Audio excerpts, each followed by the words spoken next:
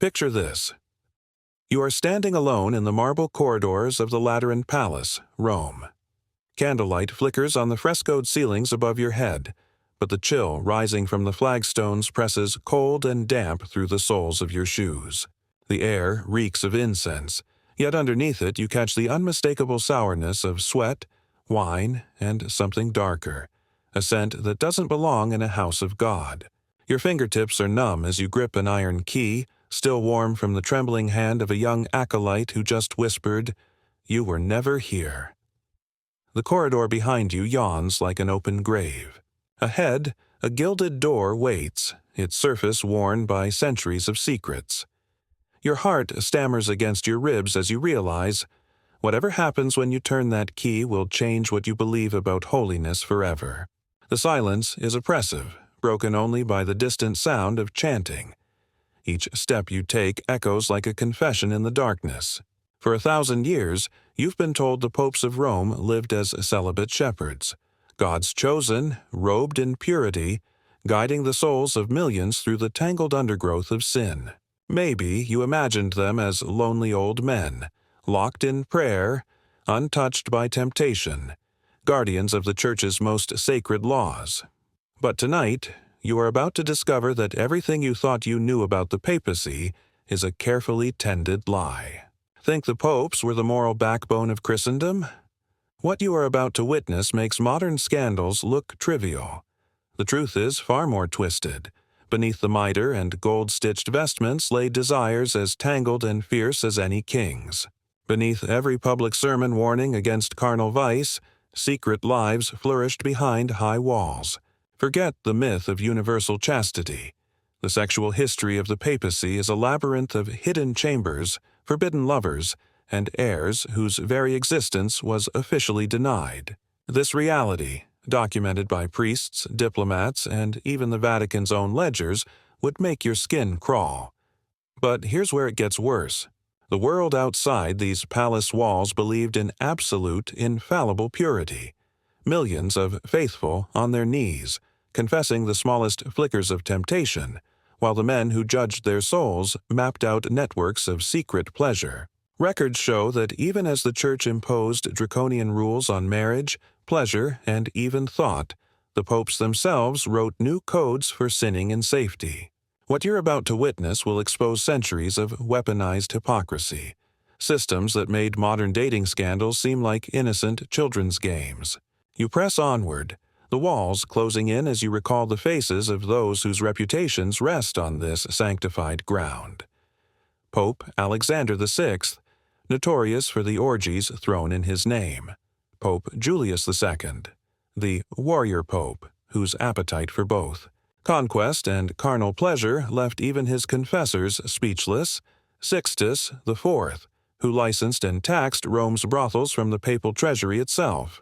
Even the pious-seeming popes kept mistresses hidden in shadowed chambers, their children quietly installed in safe positions across Europe. Behind every rule against flesh, there was a secret ledger tracking the price of indulgence. But why? Why did the holiest office in Christendom become a crucible for such double lives? To answer that, you must understand what it means to wield not just religious power, but the very right to define sin itself. In 14th and 15th century Rome, the papacy was both crown and confessional, the ultimate authority over salvation and the most formidable political force in Europe. As you slip down the side corridor toward the forbidden door, you sense the weight of that power, the ability to condemn millions, and also to erase your own crimes. The Lateran, the Vatican, the palaces at Avignon, all became theaters of desire and control. It was not simply weakness or corruption, but the nature of absolute power itself. When a single man could grant or revoke the privilege of heaven, could dictate the rules of every bedroom from Naples to Paris, who would dare say no to him in his own? You pass painted portraits of popes with hollow eyes, faces frozen in sanctity, but the walls whisper other stories, of secret tunnels beneath the Vatican, of lovers delivered by night, of fortunes spent to hush the cries of the betrayed.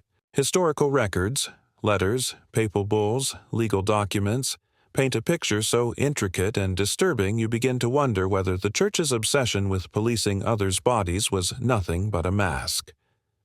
You reach the door at last. The key is slick in your grasp. You hesitate, one last moment to cling to innocence, to the world you thought you understood. But the voices from behind the walls are louder now.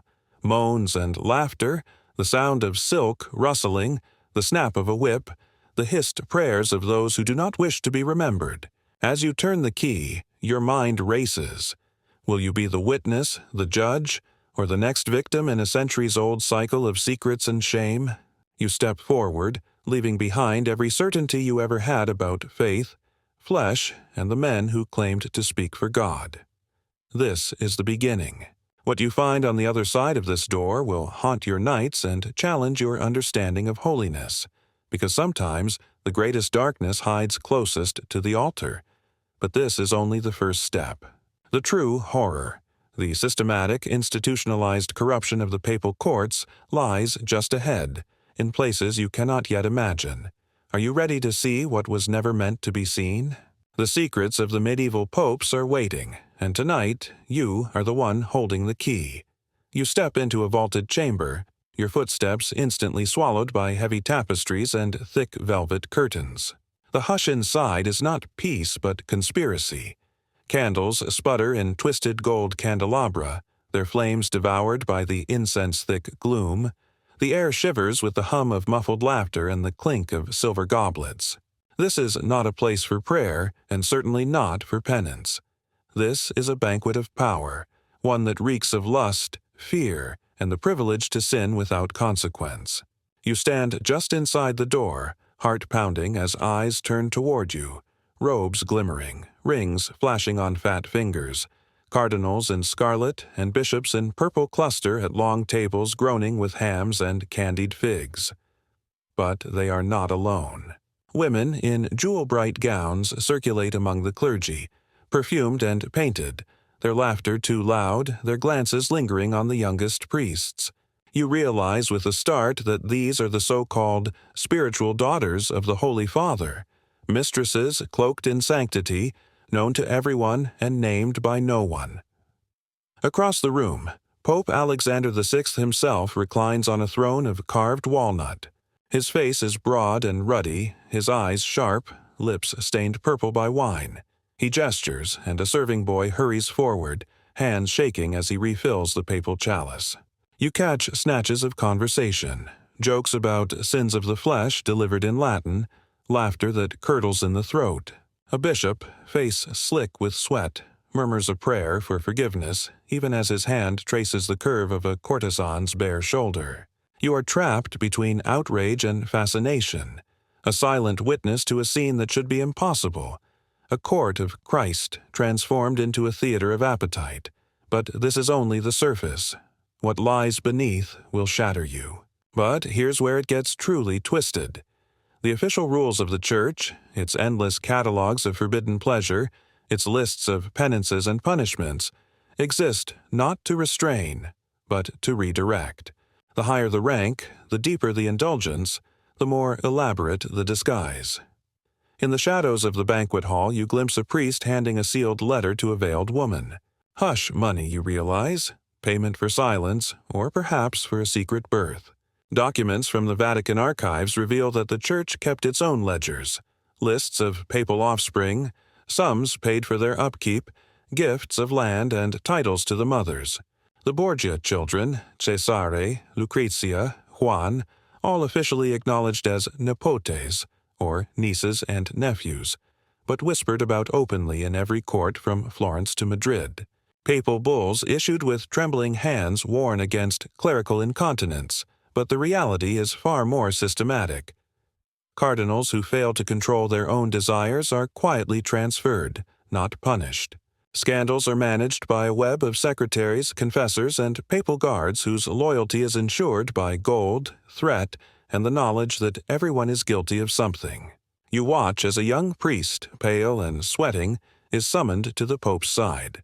Alexander's voice is low, his words measured, but the message is clear. What you saw tonight, you will never speak of again. The priest bows his head, crossing himself, eyes wide with terror. You sense in that moment the real engine of papal power, not faith, but fear.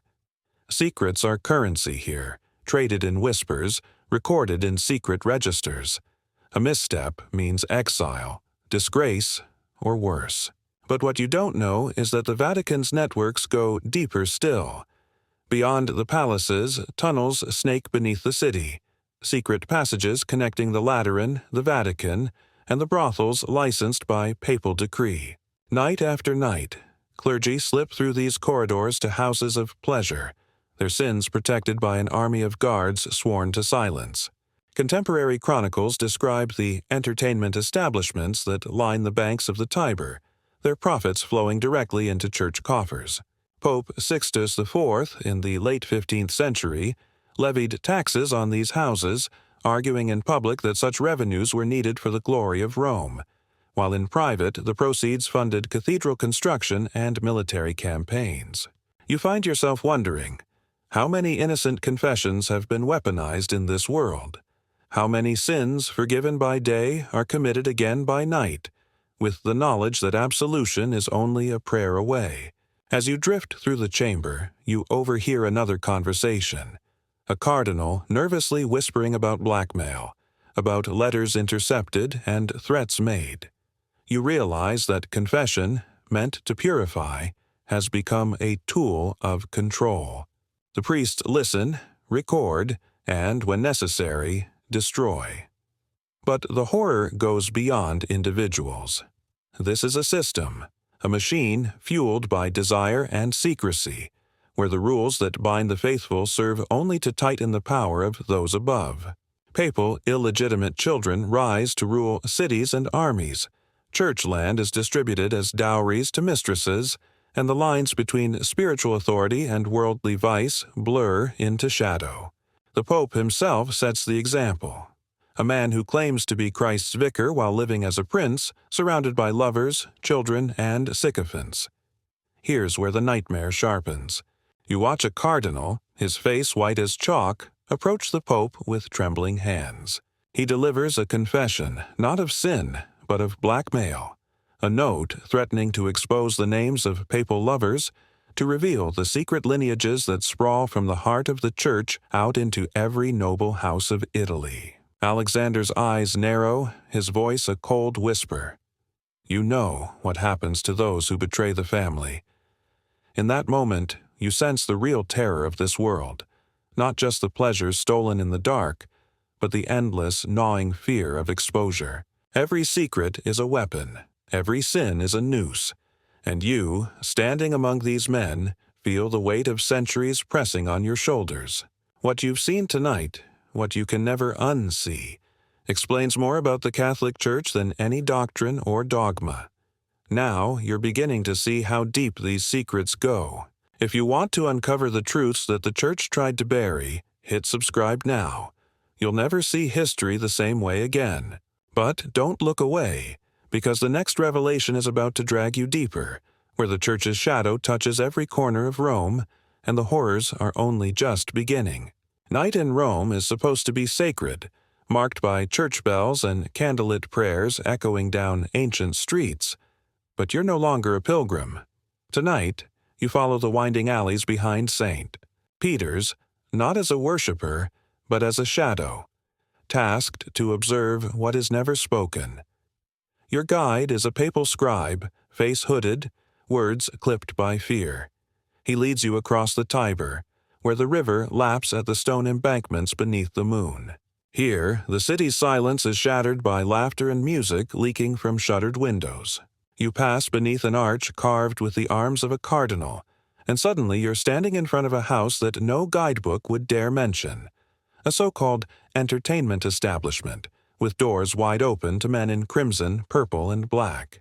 The scribe doesn't look back as you enter, but his hand tightens on your arm. Remember what you see.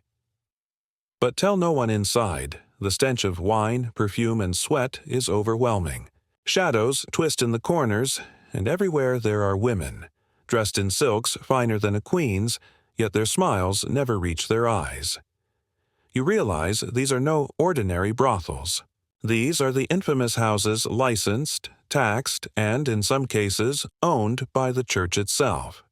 But here's where your understanding is ripped apart. The scribe produces a sheet of parchment, a list of official licenses signed by papal secretaries, stamped with seals bearing the keys of St. Peter.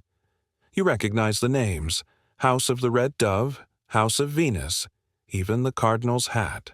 Every one of these establishments operates under the protection of Rome's highest clergy.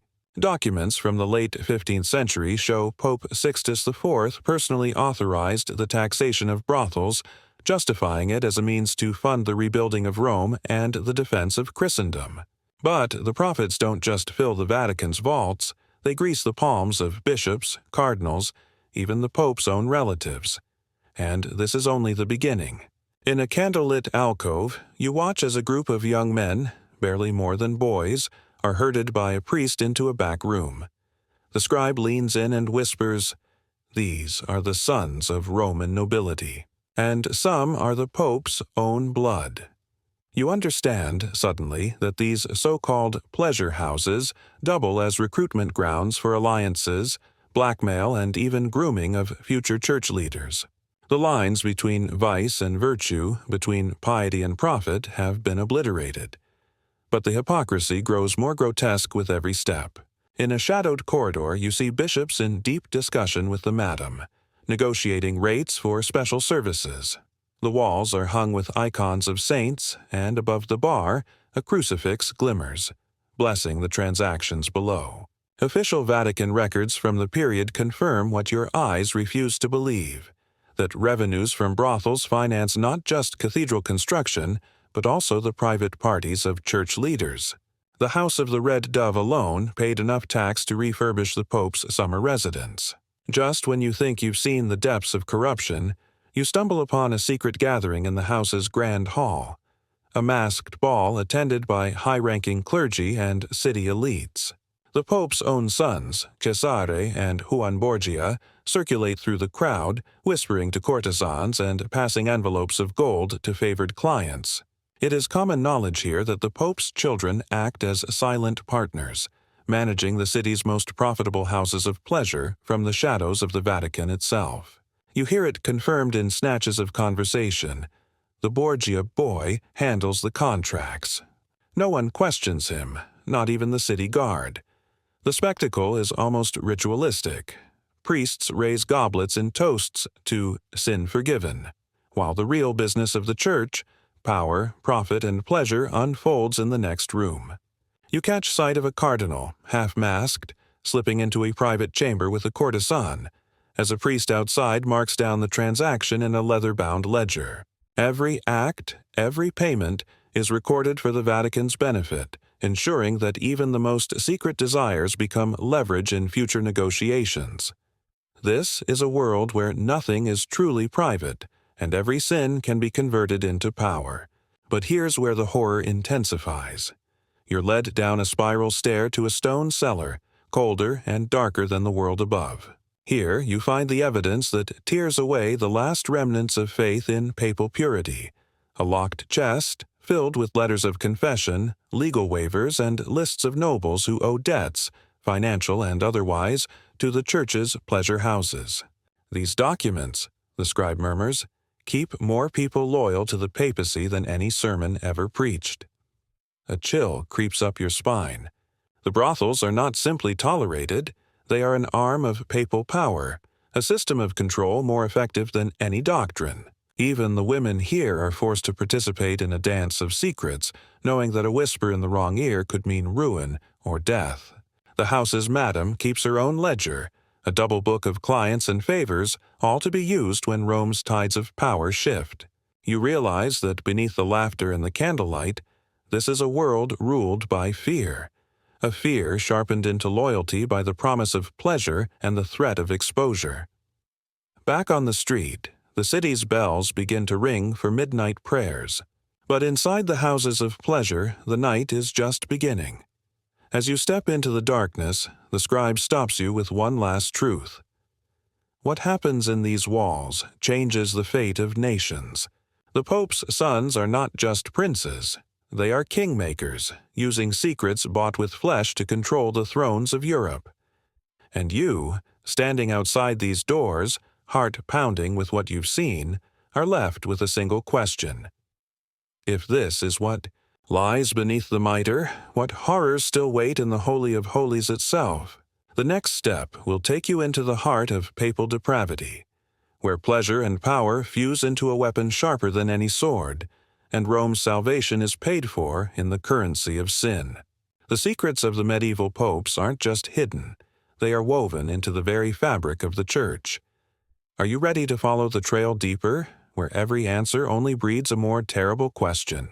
You are summoned before dawn to the Vatican Palace, the city still shrouded in darkness and the alleys slick with last night's rain.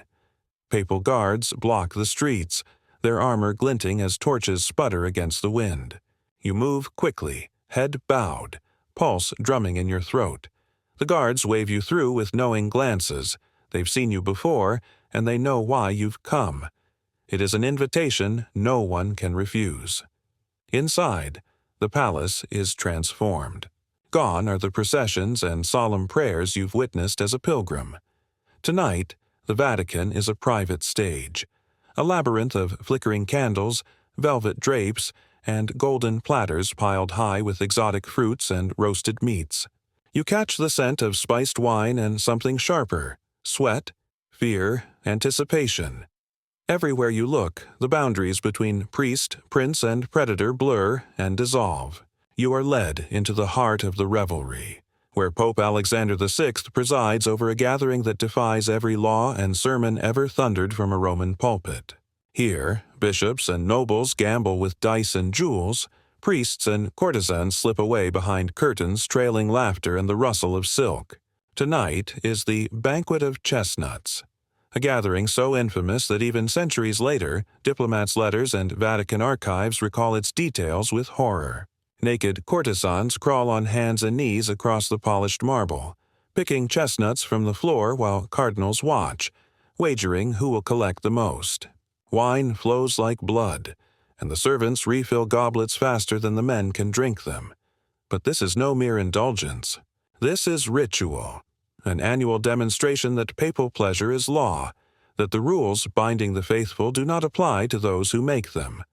As dawn edges toward the horizon, the guests become more reckless, the games more perverse. You see a cardinal lose his ring in a bet, only to win it back by naming the Pope's favorite mistress. The winners are rewarded with the company of the youngest courtesans. The losers must kneel and kiss the Pope's foot before all. But here's where the mask drops, and the true machinery of papal power is revealed. These orgiastic feasts are more than private entertainment. They are weapons. You watch as Alexander's secretary hands him a thick ledger, its cover worn by years of use. In its pages are not prayers, but debts, secrets, confessions, records of every guest's indiscretions. The ledger is power incarnate, its entries leveraged for favors, alliances, and blackmail. If a bishop resists a papal command, his sins are read back to him in chilling detail. If a nobleman protests a church tax, a letter appears on his doorstep, recounting his midnight visit to a Vatican pleasure room. Documentary anchors surface everywhere. The Venetian ambassador, in a letter to the Doge, describes these nights of horror, where the Holy Fathers barter virtue for obedience. Historian Johann Burchard, master of ceremonies to Alexander VI, records in his diary that no hour of the night was safe from the summons of pleasure or the threats of disgrace. Vatican account books show gifts of land and gold delivered the morning after, the price of silence or loyalty. But the most chilling lesson isn't the spectacle. It's the normalization. By sunrise, the servants are cleaning up spilled wine and strewn chestnuts. The priests confess, receive penance, and celebrate Mass before breakfast, as if nothing had happened. The palace returns to its holy order, its velvet curtains swept aside to let in the morning sun. The only evidence of the night's depravity are the tired eyes of the guests and the subtle ironclad chains of new obligation. You realize, in Rome, sin is currency, Pleasure is politics, and forgiveness is for sale. But the horror isn't finished yet. You are beckoned to a side chamber, where a trembling nun waits on her knees. Her face is bruised, her habit torn. She whispers that she has seen too much. Priests brought against their will. Women forced into silence by threats of damnation or ruin. The price for breaking papal rules is not only shame, but imprisonment, torture, or exile. The archives are full of petitions from ruined lovers and illegitimate children, begging the Church for mercy that never comes. And the greatest betrayal is how the faithful themselves enable the system. Outside, crowds gather for morning mass, never suspecting what lies behind the chapel walls. Families confess their secrets, hoping for forgiveness, while their shepherds use those confessions as tools for control. Papal indulgences are hawked in the streets, promising to wipe away sins while fueling the very system that breeds them. What you've witnessed tonight is not the fall of a single man, but the rise of a machine. A church that feeds on secrecy, guilt, and desire, where sin becomes the key to survival and every soul is for sale. And as the city awakens, you realize the true horror. The system endures, unquestioned, protected by the very people it devours. But there is still one place deeper, one chamber more hidden, where the most dangerous secrets wait, where the rules themselves are rewritten, and the Church's obsession with controlling the flesh turns from hypocrisy to terror. Are you ready to descend further? The next revelation will show you the weaponized heart of papal confession, and what happens when sin becomes the Church's most valuable treasure.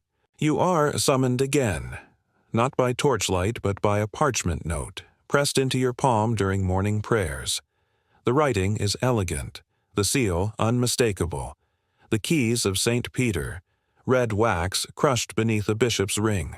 You're told to report to the confessionals, deep within the heart of the Vatican. As you pass through labyrinthine corridors, you notice the silence is deeper here, the air thicker, as if the walls themselves are listening. Every echo reminds you that nothing in this place is truly forgotten. The confessional booth is a cage of carved wood, shadowed by a velvet curtain. You kneel on cold stone, your breath misting in the dawn air. Across the thin lattice, you hear the voice of the confessor, not gentle but clipped, insistent, and more curious than holy. Instead of absolution, you find yourself interrogated.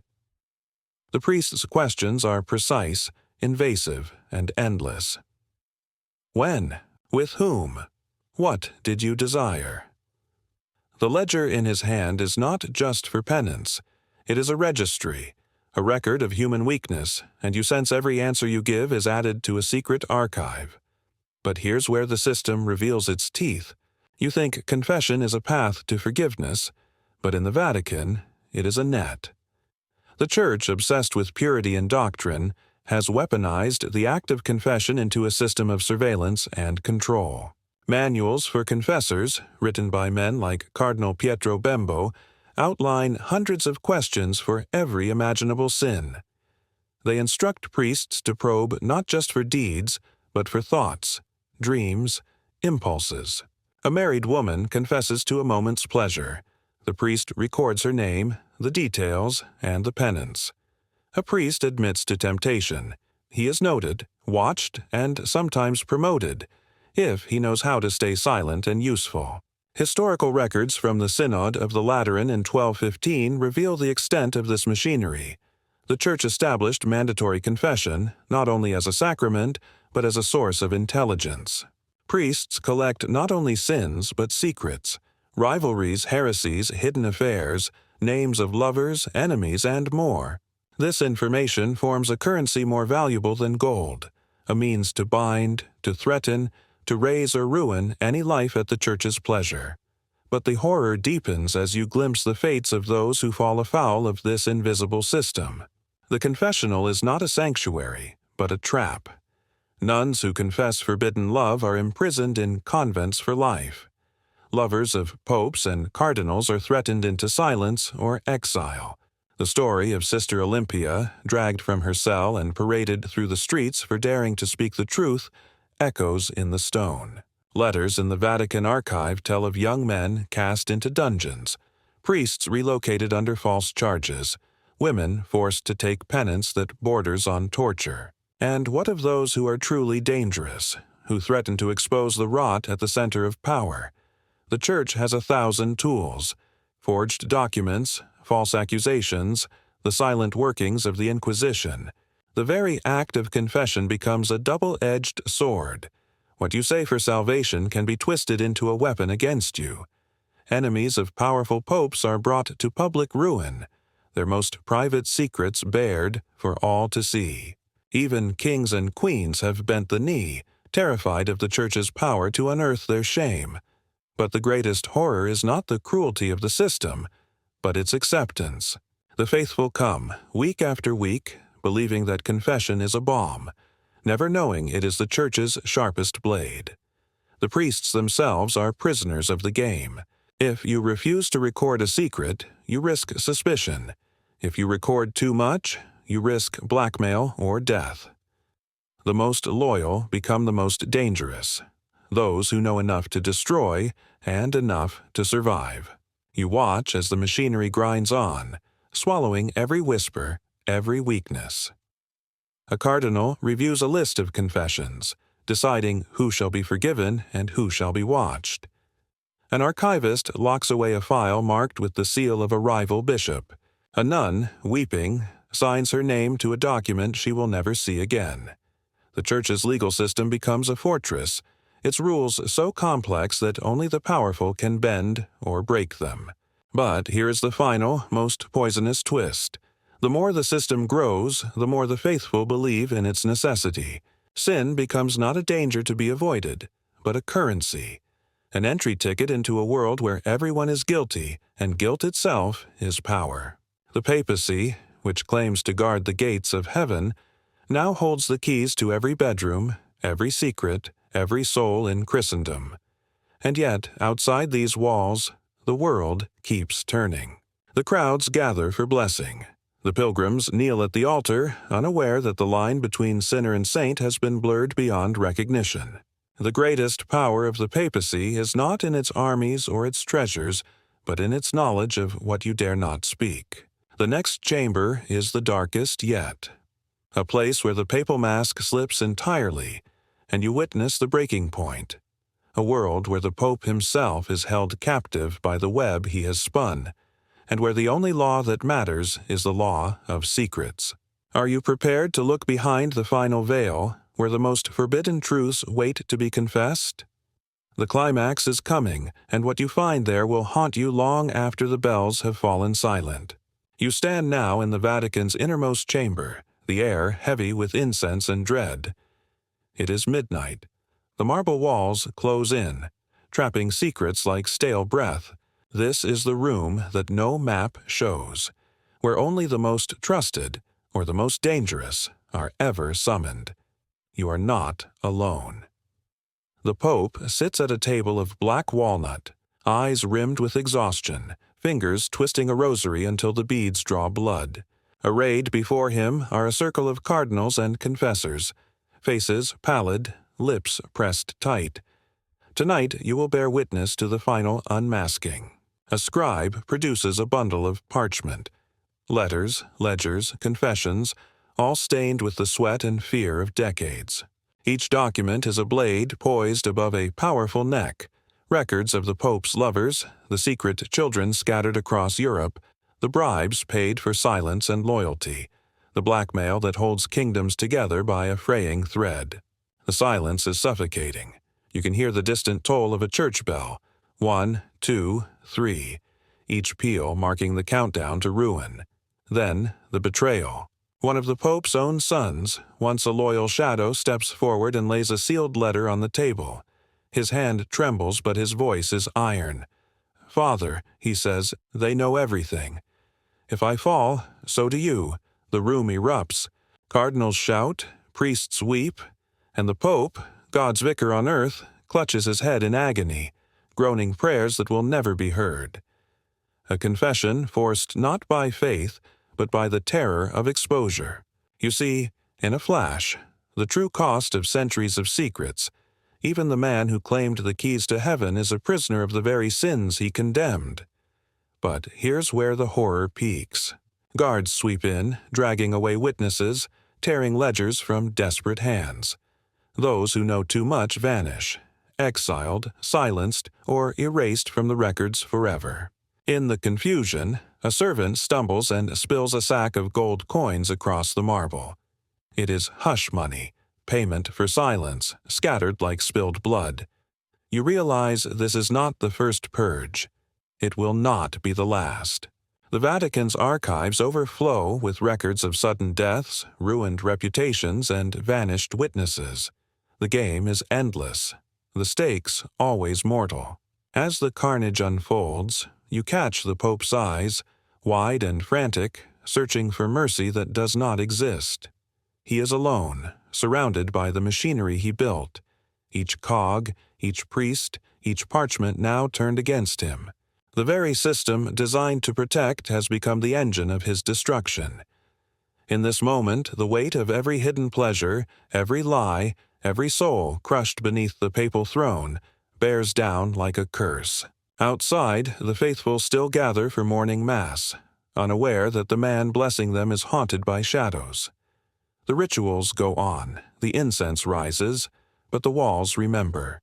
The Pope will give his benediction, his voice trembling, his heart locked in a prison of guilt and fear. Nothing has changed, and yet everything is broken. You feel it. Centuries of pain woven into the marble, each confession echoing the same impossible question: how can you trust a shepherd whose own soul is lost in the darkness? Now, as dawn stains the sky with crimson, the Vatican's doors open to the world once more. But you, having seen the midnight trial, can never return to innocence. You know now what the Church worked so hard to hide. The corruption was not an accident, but a system. The pain was not a side effect, but the price of power. The greatest horror was not in the secret acts themselves, but in the centuries of silence and complicity that let them flourish. So what do you do, now that the spell is broken? You remember. You bear witness. You see the world as it truly is. A place where the powerful build their thrones atop the bones of the forgotten, where every holy promise comes at a terrible cost, and where the truth is always waiting, buried beneath centuries of stone and prayer. You came into this story believing in the myth of papal purity, but now you understand the machinery of secrets that shaped faith, power, and shame across an entire civilization. If this journey has opened your eyes, hit subscribe now. You'll keep unearthing truths that textbooks, priests, and kings wanted erased from history. There are more forbidden stories, more shattered sanctuaries, more darkness, and only by knowing can you ever hope to see the light.